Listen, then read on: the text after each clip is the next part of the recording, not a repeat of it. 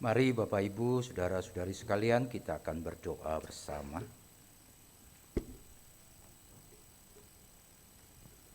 Bapa kami yang di sorga, kami menyerahkan waktu ini ketika kami akan membaca Alkitab dan mendengarkan firman Tuhan diberitakan. Berkatilah kami supaya sungguh-sungguh hati pikiran kami, hidup kami terbuka untuk menerima kebenaran-Mu. Dan kami mohon, kami berdoa, kebenaran Tuhan boleh masuk dalam hidup kami, mentransformasi hidup kami, menjadikan hidup kami semakin berkenan di hadapan Tuhan. Terpujilah nama-Mu, pakai hamba-Mu yang lemah menjadi saluran pemberitaan firman untuk setiap kami. Di dalam nama Tuhan Yesus Kristus kami berdoa. Amin.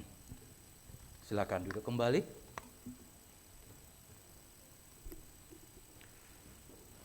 Selamat sore saudara-saudari yang kekasih. Kita akan bersama membaca firman Tuhan dari kitab Roma pasal 10 ayat 2 dan ayat yang ketiga.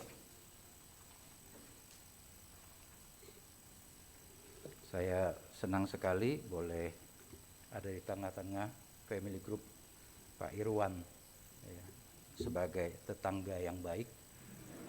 Ketika ayah mereka ada kendala, tetangga harus membantu gitu ya. Dan mereka melayani dengan sangat baik, bersyukur pada Tuhan.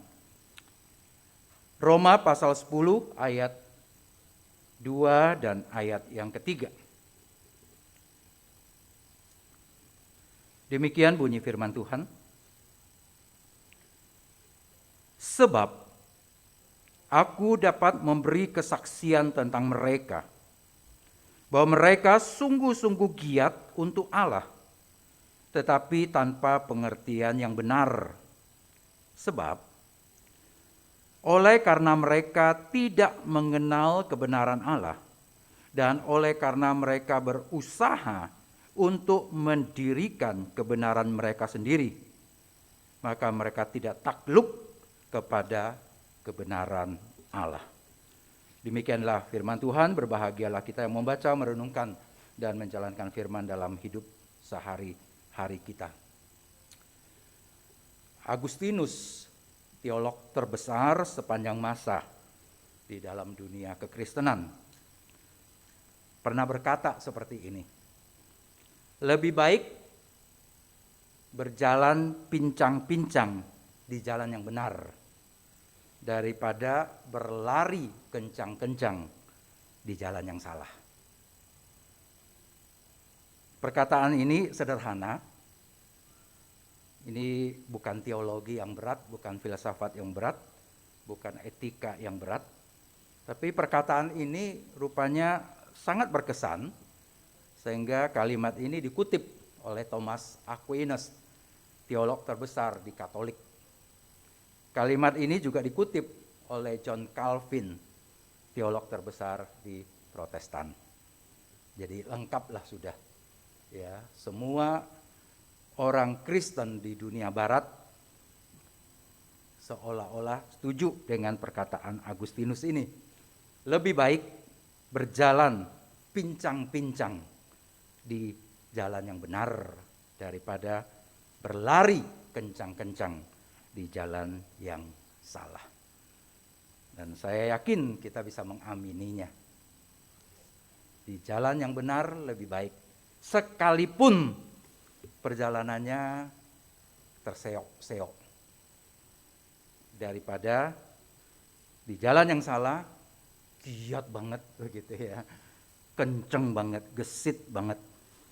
Dan mungkin sedikit banyak kata-kata itu bisa mengungkapkan apa yang kita baca, Roma pasal 10 ayat 2 dan 3, yang adalah penggambaran tentang orang-orang Yahudi, disampaikan oleh seorang Yahudi tulen, tetapi yang sudah bertobat menjadi seorang Kristen. Dan karena itu dia bisa mengatakan, aku bersaksi, gitu ya, aku memberi kesaksian. Menurut penafsir-penafsir, kata dapat di situ mungkin kurang begitu tepat, sehingga seolah-olah Paulus tidak sedang bersaksi, tapi mengatakan Saya bisa bersaksi kalau diperlukan, bukan begitu. Tapi dia memang di sini dia bersaksi. Aku memberi kesaksian, kata Paulus. Tentang apa? Tentang orang-orang Yahudi. Bahwa mereka sungguh-sungguh giat berlari dengan sangat kencang. Tetapi tanpa pengertian yang benar. Mereka sungguh-sungguh giat untuk Allah. Tetapi tanpa pengertian yang benar. Saya tidak tahu itu penggambaran seperti apa.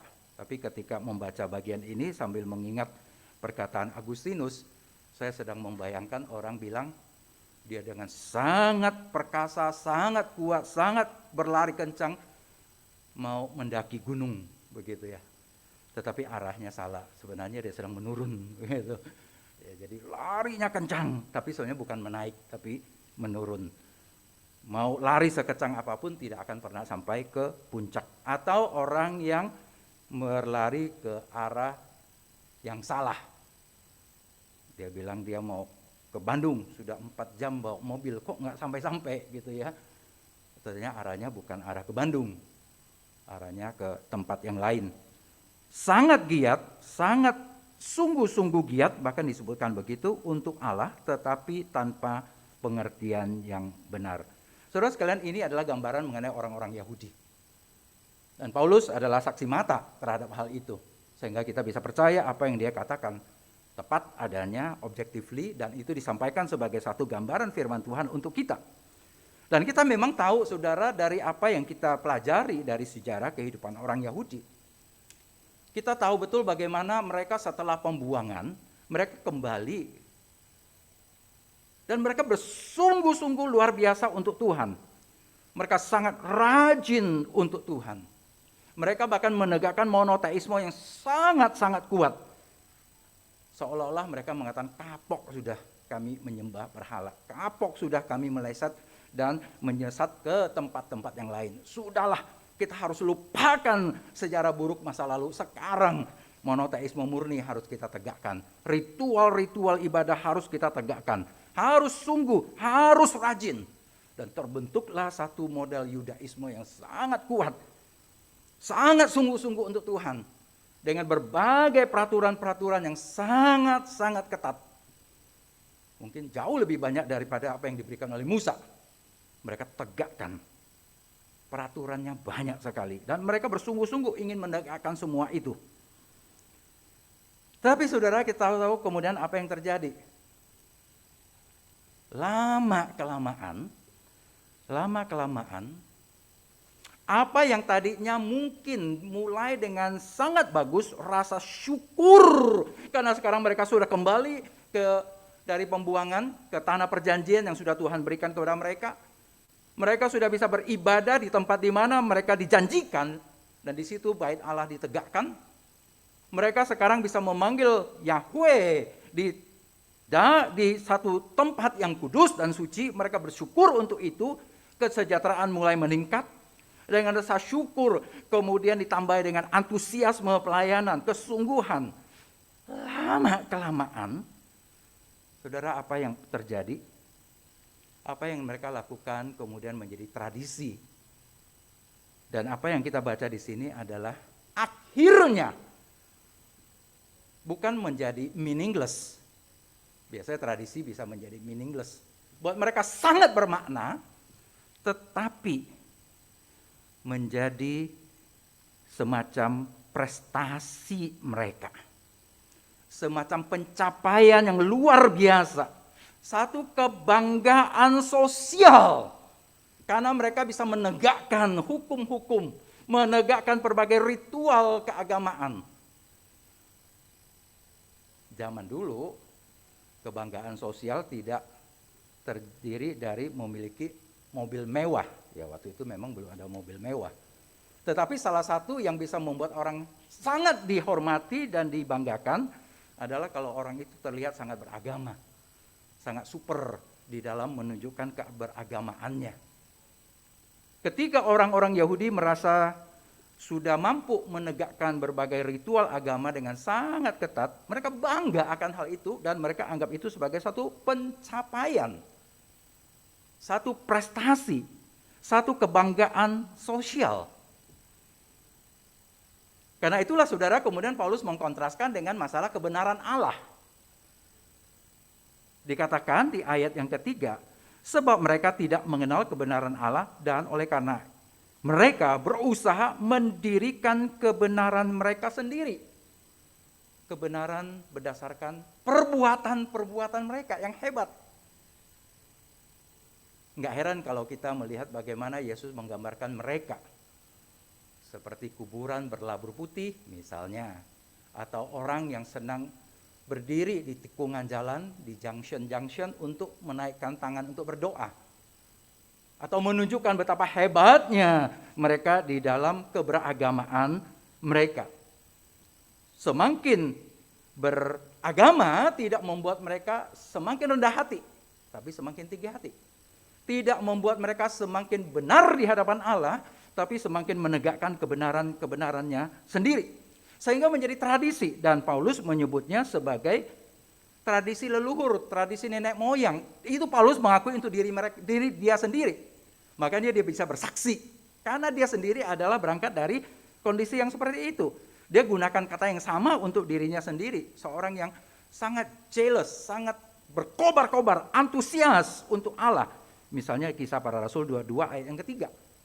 Atau di Galatia 1 ayat 14 dia mengatakan dia orang yang berkobar-kobar, berantusias untuk tradisi dari nenek moyang dan leluhur mereka. Karena itulah maka dia bisa bersaksi bahwa memang demikian sebenarnya adalah kehidupan keberagaman orang Yahudi. Sehingga kemudian dia melabelinya itu sebagai kehidupan yang kelihatannya sangat giat, bukan menjadi lambat, menjadi ogah-ogahan, sungguh-sungguh berkobar-kobar atau antusias. Tapi sudah tidak ada lagi pengertian di dalamnya. Bahkan terjemahan yang lebih agak kaku sebenarnya bukan pengertian yang benar. Memang tanpa pengertian, sudah tidak perlu ada dasar apa-apa lagi lah. Itunya sendiri, ritualnya sendiri itu sudah memberikan satu kebanggaan, satu prestasi buat mereka. Dan memang mereka tidak perlu lagi ada pengertian yang benar, karena mereka merasa apa yang mereka lakukan benar sesuai dengan kebenaran mereka sendiri. Kita tahu biasanya dari situ muncul pemikiran bahwa mereka sangat menekankan soal perbuatan untuk mencapai kebenaran. Saudara, bahkan Yesus pernah berkata, orang-orang seperti ini saking ingin menegakkan kebenaran untuk dirinya sendiri, menjadikan standar mereka sebagai standar keberagamaan, bisa terjadi membunuh orang lain pun mereka anggap sebagai satu pekerjaan giat untuk Allah. Yohanes 16 ayat 2. Membunuh orang lain pun bisa dianggap sebagai satu kebenaran yang datang dari Allah. Gila kan? Dan cerita seperti ini bukan sesuatu yang sangat asing buat kita. Karena orang, sungguh manusia punya satu keirinduan, pencarian akan kebenaran, mencari Allah atau yang ilahi, berangkat dari dorongan keberagamaan yang ada dalam diri kita. Tetapi kemudian yang ditegakkan adalah istana sendiri, bukan kepada siapa yang dia sembah itu yang dia muliakan. Atau mungkin betul dia anggap itu yang dia muliakan, si yang Allah, yang ilahi, yang tinggi itu. Tapi itu lebih merupakan proyeksi dari manusia itu sendiri. Sehingga Allahnya diciptakan menurut gambar dan rupa manusia. Tidak lagi menyembah, melayani berdasarkan apa yang Allah inginkan, tapi apa yang kita inginkan supaya Allah inginkan itu. Apa yang kita taruh di dalam pikiran Allah bahwa Allah harus yang seperti itu. Yang kita taruh di dalam identitas Allah bahwa Allah harus seperti demikian. Saudara-saudara yang kekasih, cerita yang seperti ini seringkali bisa terjadi di dalam kehidupan bersama kita, di dalam pelayanan. Masih sangat-sangat giat melayani. Tapi sampai satu titik tidak ada lagi alasan mengapa kita melayani. Ya, mungkin kita bilang, oh karena semata-mata ingin dapat baju baru gitu ya, Carmila ya. Kalau dalam konteks yang lebih besar, ya untuk kehidupan sehari-hari. Mungkin kita bukan orang yang gila-gilaan cari uang. Ya kita cukupkanlah dengan gaji di dalam pelayanan kita, cukup untuk hidup keluarga kita. Tapi ketika ditanya, mengapa engkau melayani? Sudah tidak ada lagi alasan untuk itu. Tidak ada pengertian, tidak ada motivasi yang benar kalau kita mau tambahkan kata yang benar. Bahkan mungkin seringkali memang tidak perlu lagi ada pendasaran apapun untuk dia lakukan. Udah kayak robot begitu melakukan sesuatu. Karena sudah tradisi.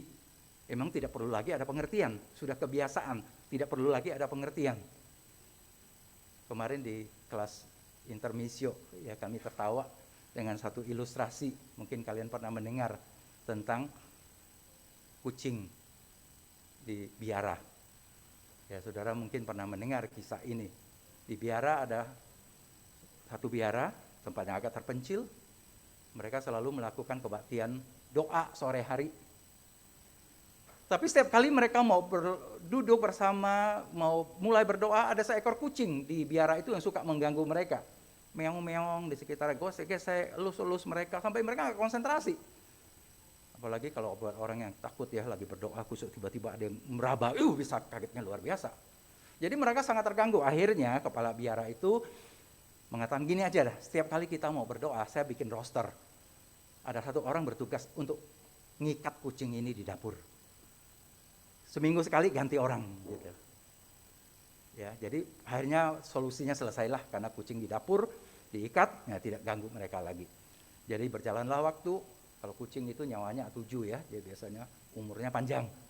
Sedangkan kepala biara nyawanya cuma 1, akhirnya meninggal juga begitu. Kepala biaranya duluan meninggal. Ganti kepala biara yang baru, berjalan terus begitu. Tradisi, ya sudah menjadi tradisi. Setiap kali mau berdoa, ikat kucing di dapur, baru mulai doa. Setelah sekian tahun berlalu, akhirnya kucing itu pun nggak kuat lagi dan meninggal dunia dengan tenang. Ya, jadi setelah itu harusnya udah selesai semua masalah kan. Ternyata kepala biara yang baru itu berpikir, waduh, celakanya kucingnya udah meninggal. Akhirnya dia utus seseorang pergi ke pasar beli kucing baru, bawa pulang ke biara itu. Supaya ritual berdoa baru bisa dimulai setelah adanya ritual mengikat kucing di dapur. Kira-kira seperti itu. Ada alasan, sudah nggak ada perlu alasan lagi, nggak perlu telusuri lagi sejarahnya mengapa dulu ada ritual mengikat kucing sampai dibikin roster lagi setiap minggu gantian orang seperti itu. Tetapi sudah menjadi kebiasaan. Akhirnya ya sudah begitu saja dilakukan tanpa pengertian. Tapi dalam hal orang Yahudi itu sangat rajin. Tetap sangat giat. Saudara, kita jangan sampai pada satu titik yang seperti itu. Dan dalam hal yang kasus yang kita baca itu adalah karena mereka betul-betul sudah melupakan apa yang disebut sebagai kebenaran. Sebenarnya kalau kita gampang kita mengganti sedikit kalimatnya. Ini orang-orang yang melayani tanpa pengertian. Orang yang giat tanpa pengertian. Kalau yang dengan pengertian itu kayak apa? Ayat ketiga. Berarti harus mengenal kebenaran Allah. Jangan menegakkan kebenaran sendiri. Submit dan tunduk takluk kepada kebenaran Allah. Itu yang seharusnya. Saudara, kebenaran Allah itu adalah kebenaran yang membenarkan kita. Kebenaran yang memungkinkan kita untuk bisa menjadi anak-anak Allah. Itu adalah kebenaran yang kita pelajari dalam doktrin justification by faith. Yaitu bahwa kita dibenarkan oleh Allah. Bukan karena perbuatan kita, tetapi karena perbuatan Yesus Kristus di atas kayu salib untuk kita. Kita boleh dibenarkan. Dan pembenaran itulah titik awal kita boleh bergaul dengan Allah, hidup dengan Allah, dan melayani Allah. Tanpa itu tidak ada jalan apapun. Kita bisa kembali kepada Allah dan melayani Allah. Tetapi orang Yahudi berusaha menegakkan satu pelayanan, satu usaha yang giat tanpa perlu hidup benar di hadapan Allah. Tanpa perlu berhubungan benar dengan Allah. Bahkan berusaha menegakkan kebenaran sendiri menjadi jembatan untuk mendatangi Allah. Dan semua itu sebenarnya adalah sia-sia. Tetapi melayani sungguh-sungguh mengandalkan kebenaran Allah, berarti pertama-tama itu berarti pelayanan itu berdasarkan pemberian Allah. Anugerah Allah. Bukan kita yang naik ke sana. Tapi Allah yang turun, yang membenarkan kita dan yang mempercayakan pelayanan itu kepada kita. Itu anugerah. Dan Paulus ngeh banget soal itu. Berkali-kali dia sebutkan. Pelayanannya itu adalah the gift of the grace of God. Pemberian dari kasih karunia Allah. Saudara punya banyak dosen biblika. Gampang sekali untuk mengetahui hal-hal yang seperti demikian. Tapi mungkin dipraktiskan nggak sangat mudah. Karena kalau menyadari bahwa itu adalah kasih karunia, seperti yang Paulus tekankan misalnya 1 Korintus 15 ayat 10, Efesus 3 ayat 7, bahwa pelayanannya itu adalah pemberian Allah, bukan karena berdasarkan di mereka menegakkan kebenaran seperti kisah masa lalu hidupnya. Tapi ini adalah pemberian Allah, seperti hanya keselamatan, itu pemberian Allah. Seperti halnya hidup kekal, itu adalah pemberian Allah.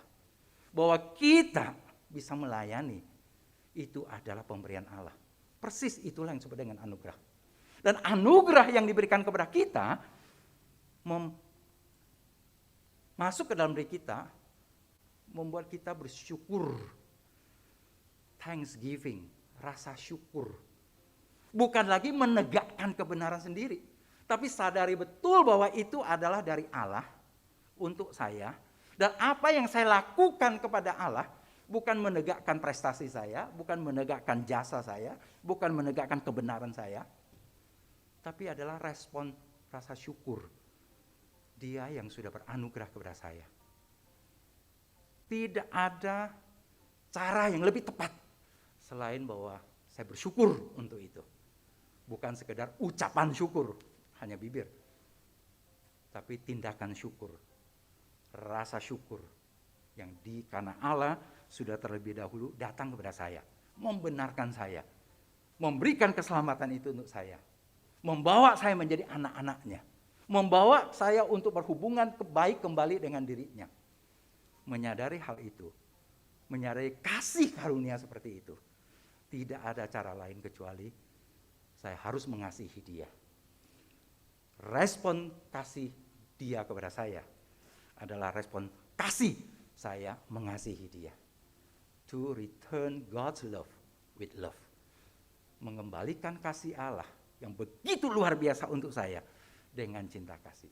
Seumur hidup kalau kita memahami ini, kita akan melayani dengan rendah hati. Bukan dengan menegakkan nama kita, kebesaran kita, prestasi sosial kita. Pakai nama Allah. Kadang-kadang sampai dengan bengis bisa menghancurkan orang lain demi apa yang disebut dengan kebenaran sendiri itu. Tetapi sungguh-sungguh dengan rasa syukur yang seperti ini, mari kita bergiat untuk Tuhan. Kalau masih kurang giat, saudara, mungkin kita kurang menyadari betapa luar biasanya anugerah Allah itu buat kita. Kalau kita responi dengan seadanya, kita mungkin tidak sadar bahwa apa yang Allah berikan kepada kita itu sesuatu yang luar biasa, wonderful. Allah datang dengan cara yang luar biasa. Tidak mungkin kita bisa responi dengan biasa-biasa. Mari kita belajar dari orang Yahudi untuk menjadi giat, sungguh-sungguh giat untuk Allah. Sampai akhir hidup kita, sungguh-sungguh giat. Tapi dengan pengertian yang benar. Untuk kita melayani, kita menjadi pelayan. Karena kasih karunia Allah, karena kebenaran Allah yang diberikan kepada kita. Yang kita responi dengan rasa syukur, dengan tindakan syukur, dengan kehidupan yang bersyukur kepada Allah. Mengasihi dia, karena dia terlebih dahulu mengasihi kita. Amin. Mari saudara kita akan berdoa sejenak.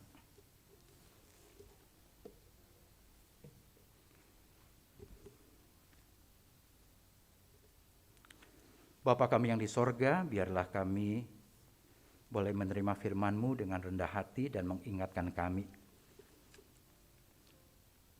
Apa yang sedang kami lakukan mungkin dengan sangat giat, memang bisa lama-kelamaan bisa menjadi meaningless. Atau lama-kelamaan menjadi sekedar hanya tradisi yang kami ulang, dan kami ulang. Atau sesuatu yang kami lakukan masih sama antusiasmenya dengan yang dulu-dulu, tapi sudah tidak ada lagi pendasarannya, tidak ada lagi pemahaman mengenai sebenarnya ngapain kami lakukan ini. Atau kami lakukan dengan satu tujuan yang jelas, tapi itu kepada diri kami sendiri. Kamilah yang ditinggikan, kami yang dihormati, kamilah yang harus mendapatkan kehormatan dan kebanggaan itu dan menjadi identitas sosial buat kami. Ampuni Tuhan, Dan tolong kami untuk ke depan, karena perjalanan-perjalanan pelayanan kami masih sangat jauh. Apapun yang kami alami, kami mau menyadari bahwa kami mau melakukan segala sesuatu sebagai satu respon syukur terhadap kasih karunia Allah yang sudah Engkau berikan kepada kami. Ketika kami berdosa dan bermusuhan terhadap Engkau, Engkau datang di dalam Yesus Kristus, membenarkan kami oleh karena pengorbanan Yesus Kristus di atas kayu salib, membawa kami berhubungan kembali dengan diri-Mu, menjadikan kami sebagai orang-orang yang benar oleh karena kasih karunia-Mu. Dan biarlah kami meresponi semua hal yang indah itu dengan satu hidup syukur, tindakan syukur, dengan rasa syukur yang sangat mendalam, yang senantiasa menggerakkan kami untuk mencintai Engkau, karena Engkau terlebih dahulu mencintai kami. Melayani Engkau dengan sungguh-sungguh, karena Engkau terlebih dahulu melayani kami dengan pelayanan yang bahkan sangat-sangat mahal, sampai mengorbankan nyawa anak-Mu yang tunggal. Terima kasih Bapa, terpujilah nama-Mu. Persiapkan kami juga untuk perjamuan kudus pada siang hari ini. Biarlah setiap kami boleh tenang menikmati undangan-Mu datang ke meja perjamuan-Mu. Di dalam nama Tuhan Yesus Kristus kami berdoa. Amin.